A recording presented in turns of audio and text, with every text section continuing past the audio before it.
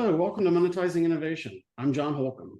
Innovation isn't just the big idea on the whiteboard. It's the hard decisions, the missed signals, and the leaders who keep moving forward anyway. This show dives into the real stories behind breakthroughs in life sciences, healthcare, and tech, how ideas become results, how teams align under pressure, and how strategy turns into execution. If you're building something bold or looking for clarity to lead with confidence, you're in the right place. Press play and turn innovation into impact. Today, we have two very special guests.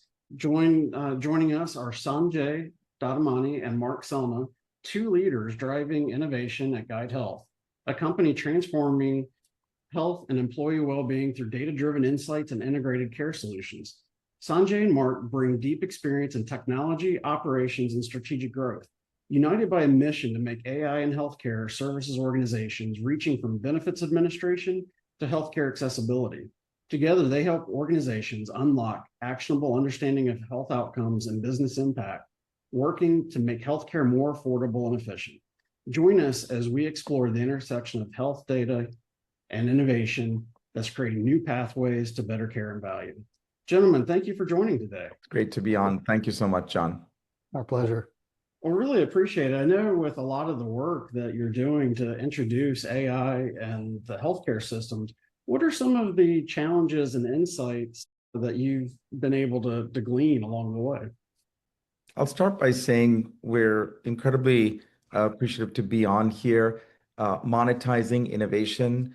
For me, this has always been about trying to make great healthcare more affordable and following the money, especially as it relates to fee for service and opportunities to drive that towards better outcomes, as well as into fee for value. And that has led us down a path of innovation over the last 2 decades. I've spent that time, and Mark can share his background to this as well, within large integrated delivery systems and in the federal government, really focusing on helping innovation drive better payment models to help make healthcare more accessible for patients, less burdensome for providers, and certainly more profitable as well as scalable for payers. And so with that as the backdrop, we have a great opportunity today with AI and technology to help improve efficiencies to transform the overall healthcare system, whether it's to reduce administrative burdens, to drive certainly better outcomes, and to control costs. That's super helpful. And I think when you laid in that backdrop, as well as basically some of the regulated aspects of healthcare, what are some of the challenges of really making sure that you utilize AI to deliver that efficiency? There are challenges today with AI, both on the regulatory front, on the legal front, and in terms of adoption. So in our hands, directly in working with partners, we've been able to evolve our agentic capabilities very, very rapidly and deploy them against very specific clinical use cases and operational use cases. What we're finding is that our health system partners, while initially risk averse and a little bit afraid, see the value that it brings to their physicians to make them a lot more efficient, to handle a lot of the administrative tasks that are otherwise burdens and create friction in the workflows, and are able to extend the reach of primary care physicians and specialists to their patients, to be able to engage with them outside of clinic hours, to be able to monitor clinical status during times of the day when it otherwise couldn't be done, and to do it much, much more cost effectively than otherwise could be done. As you probably are aware, unless it's reimbursed, it usually doesn't get done. And in this case, the cost is so low and the use of it is so broad and so flexible that we're seeing rapid adoption among some of the leading system partners that we have. So whereas I think regulation and legal issues and data governance and data security will appropriately force everybody to make sure that we're doing the right thing the right way, this train has left the station, and it's proving to be dramatically effective, and the cost of it is remarkably low. So there's a win-win-win in there for patients, providers, and purchaser payers by making healthcare more affordable and more accessible. I think that's such a great point too, especially when you think about the healthcare system, right? Of how cumbersome it has been in the past, right? To make all those paying relationships, work through. I imagine that with now the work that you guys are doing, that has tremendously streamlined that type of activity. Yeah, there is a really nice blurring of the workflow accountabilities between what a physician in the physician's office would typically do now with things that are being done virtually by care managers and other folks who have lesser training, but they're very expert at what they're doing and they cost far less, and then augmenting them with AI, and in many cases having AI do what is not cost effective for anybody to do. So yeah, it significantly broadens the workflow capabilities, the integration of data, the integration of decision making, and the transparency of what's happening across that ecosystem. Much more than Sanjay and I are both physicians, so much more so than when I was a practicing primary care physician. Sanjay is still a practicing cardiologist, and we're seeing both in specialty ranks and in primary care rapid adoption where they have the understanding and they see the benefit. I think that's so interesting too, with both of you, being medical doctors and making this transition into sort of this part of the ecosystem. What was part of the decision to help initially start up Guide Health? I'll start by saying that I think both of us are bit by the change mindset bug. And so, ironically, at different times in our careers, both of us were also at exactly the same organizations. We both worked at Geisinger Health System, where the lens on integrating the payer and the provider capabilities, data sharing, as well as innovation was something that instilled, I think, some very early principles. Then comes the big opportunities that we see as major challenges, right? Access is still a very big problem for most patients. The administrative burdens to doctors just still plague you, from the fax machine all the way to filling out endless forms for both patients and for physicians and their practices. So the system has been so inefficient for so long. Healthcare inflation is making this now unsustainable, and the outcomes have been lackluster. And so, with that combination, recognizing that organizations can't continue this way, not just insofar as delivering the right care for patients and to overcome the complexities, but also in a very competitive environment to reduce operating costs, I think is something that we empathize with and we understand how important it is. So I think that's why Mark and I, as co-founders, really believed in that mission to drive healthcare affordability as a central theme for all the work that we do today. I will say that when we started the business, we focused on health systems and supporting them, but we fast realized that this work is equally important and valuable to payers as well as to employers. And so there are things that we do that are unique, and Mark can speak to that all the way across from the benefits administration side and healthcare administration side to care delivery and value-based care. Yeah, I think it's so important too, and especially Mark, as you jump on there, it's so powerful what you guys are doing too to help provide that, right? Because this has been such a growing issue, right, of the unsustainability of the way the system has been working for the past 20 years. And so really interested to hear too some of your thoughts, Mark, on where things are going from and what you guys can do to help provide that. Yeah. Well, Sanjay and I have had the benefit over our careers of working in most parts of the ecosystem. Sanjay comes with deep experience from working for the federal government, as well as in clinical practice, as well as in population health management executive roles. I've come from starting my career in closed panel group practice with Kaiser, so population health back in the 90s and then having been CEO of health systems and been in chief accountable care officer roles and chief medical officer roles on the provider side. My joy that whole time is that it's all about improving health. My frustration is same as Sanjay's, which is the cost of it the results are better from a population perspective, not so much as at an individual patient level. And the cost is crazy, way, way too expensive. So we're all about building a better mousetrap. And for us, we define innovation fairly loosely. It's basically anything that will add value faster, cheaper, or better. We apply that to our workflows. We apply that to our products. We apply that to how we manage data, everything.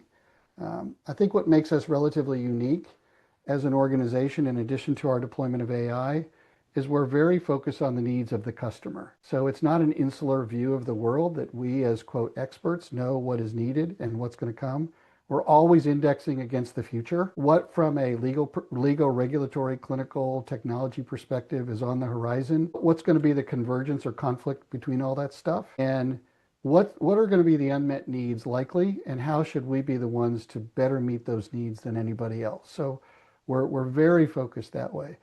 In terms of what we've already done, as Sanjay said, we do at a very basic level, but in a very innovative way, we do benefit administration. So for about 200, well, for almost 300,000 lives now, we provide the benefit administration, all the claims processing, prior auth, et cetera, network management for the provider organizations that manage the risk for those patients. We have an agentic platform that we use for doing that is highly flexible and cost effective, and we believe will enable not only rapid growth for Guide Health, but it will provide significant value to TPAs and health plans around the country should they want to adopt that approach. In terms of clinical outreach, we're able to use AI agents to engage with patients. We prime those calls from these AI agents in a way that makes them much more likely to take the call and engage in the call. And then 7 by 24, able to engage patients when they want to be engaged, for them to provide us with information that we can use to monitor their status against care plans, to fill what are called quality gaps around blood pressure and other things. And then we have a virtual model to deploy what we call health guides to a direct extension of the physician's practice, not separate, but a direct extension. And through that trusted relationship, are able to help guide the highest risk patients to make sure they get the engagement, the navigation, the follow-up, the monitoring that they really need. So it's both through deploying a virtual platform, emphasizing automation, as well as using agentic approaches to automation and decision support that we've been able to get better results, both clinical and financial economic results for our stakeholders. That is keeping us busy. Has also the additional benefit of having been the CEO of a health system-owned health insurance company. So appreciating all the payer requirements to be successful in Medicare Advantage, as well as in the commercial plans and self-insured plans, I think gives us a tremendous advantage in recognizing where the payer-provider alignment needs to exist for better healthcare and outcomes. The best examples of that are actually in our work related to STARS and HEDIS measures, which are quality gap closure. And I'd love, John, if there's an opportunity for Mark to share a couple of examples related to our use cases of AI related to STARS and HEDIS work, whether it's on the med adherence side or whether it's on things like controlling blood pressure. But that's just a way of diving deeper into some of the actual work that has moved very quickly for patient, for improvement of some of these metrics. Oh, absolutely. Would love to be able to share that here. And one of the things while you're getting ready to respond there, Mark, I think what's really powerful about the work that you guys have been doing is because you have been within the ecosystem and you've also taken in a holistic look at the ecosystem. A lot of your solutions, right, to ultimately make it better for the patient goes through, well, what are the parts that have to be fixed in the ecosystem, right, to drive better outcomes. So truly appreciate the insight that you guys have shared on that perspective as well. But I'd love to see the example, Mark, as well. Yeah, I've got some good data that I can share with you. But on your last point, I think it's really important. We were very deliberate, having spent a lot of time within health systems and health plans and working with, quote, vendors, to not be that vendor who comes in and says, hey, I got this. Give me all your contracts. Give me all your worries. go away and we'll take care of it. We were very intentional, and this has been very well received, and it's worked very well with these health systems where we say, you have a lot of existing capability. You have a lot of expert knowledge. You have established workflows. You have established solutions. We are here to augment and complement what you have to make it better, make it easier for you to satisfy your business and clinical objectives. So if you already have some of what we can bring, fine. We're not bringing that. If you need care management, if you need navigation, if you need billing, if you need claims processing, if you need data management and analytics, we bring all of that and we integrate it with existing. And we don't take the relationships, the contractual relationships that the health systems have with any of their payers, vendors, et cetera. We don't take any of those away. And it's proven to be very successful to winning their trust and then also to building deeper and deeper relationships over time. So both as an operating model and as a business model, it's been very well received and it works quite well. With regard to the outcomes that Sanjay was talking about, a lot of organizations, both the payers and the providers who are incentivized to drive these results, need to improve what's called improved quality, which are these measures that breast cancer screening, diabetes control through what's called hemoglobin A1C. And most of them struggle mightily to do that. They often have an employed part of their network that employed with the health system and an independent part. And there's different challenges within each one of those. But it's often scale and focus and persistence that gets in the way of getting the best results. And sometimes just data and transparency about where are the gaps.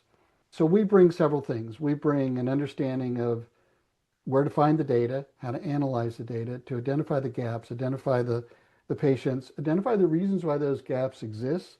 And then we have various tools for doing outreach to those patients and coordinating with the ecosystem, their primary care physician, their pharmacist, et cetera. With one of our clients that has now been a multi-year client, but we started with them in the last 4 months of one of their performance years, we were able to improve things like breast cancer screening, colorectal cancer screening, diabetes control, blood pressure, cholesterol medicine control by anywhere from 5 to 25 percentage points improvement out of a 100 percentage point scale. That takes them from effectively what's called a 2-star rating to a 4 or 5-star rating out of a 5-star scale. That allows them to be best in market. In our case, we help them be best in market, and allows those payers to benefit from that in terms of their reimbursement and the incentives they can provide to the health system. So it's a win-win clinically for the patients and financially for the payers and for the provider. In terms of medication adherence, which is really hard because there's lots of reasons why people don't fill their meds, don't take their meds, and don't benefit from their meds. We were able, within a very short period of time as well, to drive those performances up an additional 5 to 8 percentage points. And where most of the time people are just trying to raise it, when they try really hard, raise it 1 or 2%, we did it up to 8% higher within just a few months period of time as well. How do we do it? Again, it's through data, it's through focus, and it's the use of AI agents who augment the use of our clinical quality coordinators. So in the quality realms, it's been very, very rapid, our capability development as well as the performance that we're delivering. And now we're getting market-based recognition for our clients regarding being best in market in terms of quality performance. On the MedAdherence side, I was just really wowed by the creativity and the innovation of the team in engaging patients and members in the comfort of their home on the theme of availability for their medication refills and converting them to 90 days, and having AI agents speak to these patients through conversational AI, having them recognize which medications are for their chronic conditions and having those medications refilled to 90 days. We then batched those and had their retail pharmacists be able to pen these orders for their providers. End to end, within like 4 months, we got tens of thousands of patients lifted through this process. And so that's where it becomes very exciting from a capacity of scale and really unconstrained capacity now that we can do this not just for tens of thousands, but ultimately for millions of patients. Yeah. The economics and engagement aspect of AI agent-based outreach is phenomenal. 25 years ago, I was putting remote monitoring technology in the homes of heart failure patients. Back in the day, pre-Bluetooth, all of that. And patients loved having a way to give information. They loved to have a way to being monitored and then to have a nurse give them a call. And they would develop a relationship with that nurse. It would often be the only phone call they got all week. So it addressed loneliness, even which was not something that we appreciated at the time would happen, but it did. And now with AI agents, there's a lot more technology in the home. It's still very expensive to integrate with technology. So with AI agents now, we have a trusted relationship that has been developing between these patients and this AI agent, not the human, with the AI agent. It's very conversational. It remembers information from prior discussions. Many of these patients look forward to these calls. At the same time, we're able to prompt them for information to monitor their health status. So it's driving down the cost.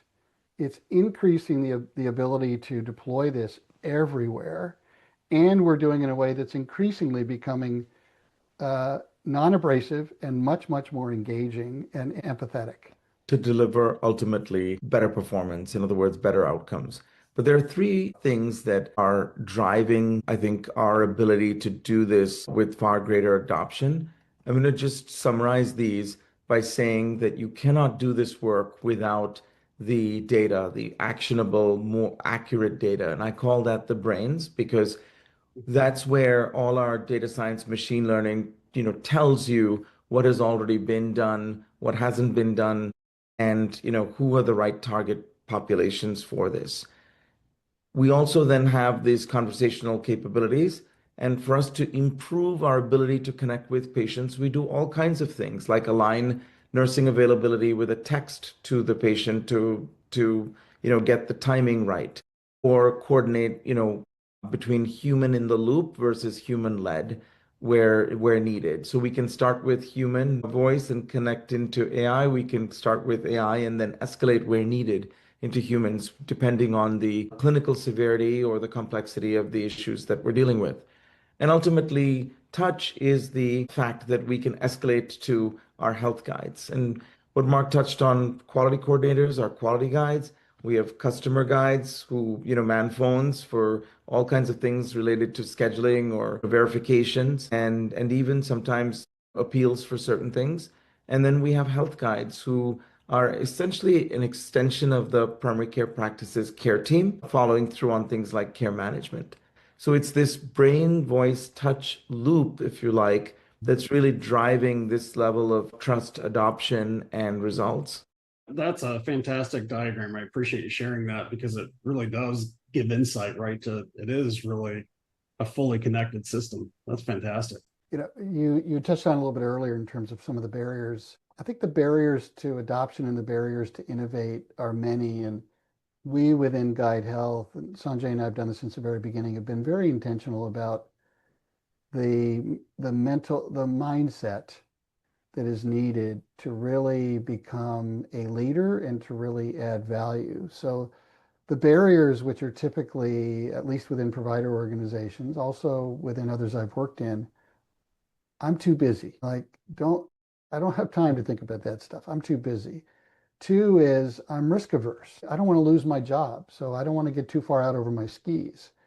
And then the other one are just the mental models of this is the way we've always done it. It's working fine. We know what our customers really need, and we're meeting the need. We're good.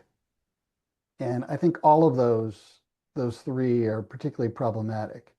So we build it into the way that we do our work, that we're always evaluating and challenging the effectiveness of what we do against the outcomes that really matter. And then we're always coming up with, better ways to tweak it, if not disrupt them creatively. Two is we don't have a culture that slaps your hand. If you tried something and it failed, that you're inferior or bad. It's like, that's great. What did we learn? What did we learn? So we're always encouraging that approach to how we do the work, bring ideas forward. Let's test them. Let's not kill them before we try them. And then for the ones that are really working, let's scale and let's figure out a path to scaling or a path to trying a new idea. And then with regard to mental models, it's really bring the outside in. Like as I mentioned earlier, these markets are changing dramatically. The customer needs are changing. The capability ecosystem is changing rapidly and dramatically. None of us can possibly discern all that and guess all that without bringing outside knowledge and outside insights in, and then being very collaborative around how we figure that out. So it's we're planning to be here a long time. And to do that, we know that we are going to go through not only an evolution, we're going to go through perpetual evolution. And that's a part of the DNA that we have and that we curate in our team. I think you highlight what such a critical point too, is that a learning mindset is so critical, right? It's, failure is a good thing if you can learn from it. And that's one of the best teachers. I think sometimes we forget that. Now, obviously, if you make the same mistake over and over again, that's a problem. That's accountability, right? But no, I really, it's very impressive to see the work that you gentlemen have done, especially in this space, because it is a very difficult space. I think your point about the risk aversion, that's very real, right? There's guidelines, there's structure, but the approach, especially of really looking at the entire ecosystem, is very powerful and really trying to break it down into what are the problems that need to be solved. Yeah. The numbers don't lie, John. When we started this business just under 3 years ago, we had about 200,000 patients and about 200 employees supporting them, and closed in on just about 20 million in revenue at that time. Today, fast forward, we have almost 850,000 patients, but we have 262 employees supporting them. And so what that's really taught us is the right use of humans elevated to their top of their clinical or non-clinical licensing and certifications. And that really provides a much more rewarding environment. This low-level tasks or low-value care, working towards reducing or eliminating that, whether it's on the administrative side as barriers to access, or whether it's on the care delivery side, better adoption, focus on better care delivery, means that we need to have three things in place today. The first is the very advanced technology, because we can't dabble in this. We have to either be very, very good at it or not. The second is the CIN partner, which is the network in its ability to benefit from a better care delivery model. And the third is actually the clinical capabilities. So in other words, we're not just a tech company or a SaaS company. We're actually a care delivery organization. That is really critical to not only build trust, but to be an extension of the care team and bring it into a much more efficient model so that we can actually collectively drive the benefits, most of all to patients, and then to improve the overall cost profiles in driving affordability and transferring a large part of that affordability onto customers. In other words, our savings actually materially improve the customer bottom line. Yeah, I think that's fantastic, Sanjay. And I think what you highlighted there is so impactful, especially for the healthcare space, to see these improvements being made. John, it's interesting as Sanjay and I have gone down this path together, the fact that we are clinicians, when we talk with health systems and payers, we bring a population first, patient first mindset to what we do. We didn't spend all this time being physicians because we wanted to build somebody's balance sheet. We realize no margin, no mission for sure. So we know we got to pay the bills, and we have to have capital to be able to invest in the innovations that we're creating. But at the end of the day, what we're finding most motivates employees to join our company, to stay with our company, and provider organizations and payers to want us to align with them and to help them, is that we understand their world and we're aligned with them in terms of their primary objectives, which is to make people healthier and to make it more affordable and accessible. So it's a very easy path to walk down in that regard because it's genuine and it's why we do what we do. That's what makes it most fun at the end of the day, that we're going to build better mousetraps and we're going to make people healthier. By the way, we're building a business, but that's secondary. And it's funny. I think what you said there is so important because for a lot of folks, right, when they're trying to start new businesses and do some of that, having that clear vision that you guys have helped really set up the organization, right? And it's a vision that folks buy into. That, like you said, that's why a lot of people got into medicine in the first place. And so, really appreciate you sharing that perspective, and because it can drive change. Then, if that's your clear goal, then it's like, how do we do it? Yeah. Well, gentlemen, thank you so much for this great discussion. I think it's so exciting to see the work that you guys have done in a short time. It's quite remarkable. And it's very exciting to see this type of progress in healthcare. So great examples of true innovation and truly making an impact on society. So really appreciate the time today. Is there anything else that either of you would like to say before we sign off? I'll just firstly want to thank you and your viewers, because healthcare is such an important part of our lives. About 20 cents of every dollar, whether it's bought on a cup of coffee, is spent on healthcare. Every day, 10,000 beneficiaries join the Medicare system. And in order for us to have meaningful impact to both working people as well as seniors, we need to have a better overall health experience and health engagement. This was quite theoretical, or was, I think, possible through incredible demonstrations. In other words, the few amazing innovators that wasn't mainstream because it involved a lot of, I think, resources and was literally out of reach for most everybody. And that is what has changed. So I think we are, certainly leading that with the torch to forge forwards. But everybody should, I think, move in this direction and move fast, move quickly, because right now there's an opportunity to improve quality, reduce administrative costs and waste, and make the system much more financially durable and affordable. And most of all, the benefit will ultimately accrue to the patient. And that's what's most exciting to me, is we take that Hippocratic oath to, improve healthcare for patients and do no harm. The system has failed us, even though we've had laudable goals. Well said. Yeah, very well said. I truly appreciate that perspective, and definitely we can hopefully continue to get the word out about the great work that you guys are doing, and try to help others, do the same. Thank you so much for giving us the spotlight and for the work you do to shine that spotlight on many great things that are occurring in our midst. So we greatly appreciate it, John. Thank you, gentlemen. I hope you have a great day. Thank you. Thank you.